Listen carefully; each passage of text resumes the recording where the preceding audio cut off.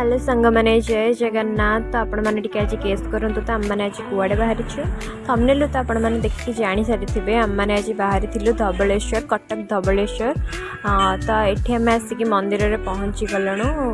दर्शन करने मंदिर तो देखिपे एबी पुणी कार्तिक मास भी चलती आ सोमवार आम मैंने जाइलु तो आपण मैंने जानी ही पारे केते जाम थी मंदिर। तो देखिले तो आपण मैंने केते सारे लोक आसते दर्शन करने देन आम दर्शन कर सारे पर बाहर टी झूलापोल आड़े जाइलु तो झूलापोल तो ये एंट्री ना क्या तो आम मैंने बाहर टी बुलाबुली कर वीडियो बनईकि पुणी मंदिर टी आसलु मंदिर टी बसिकी आम बाहर जाइलु तो बाट टी भोक लगे बोली खाଇବା पीवा करके आम मैंने जाइलु आउ गोटे जगह को आपण मैंने वीडियो टी शेष पर्यंत देखु एवं नेक्स्ट पार्ट रे आउट प्लेस को आम जाइछु तो सहीटा भी देखु तो रोचे जय जगन्नाथ।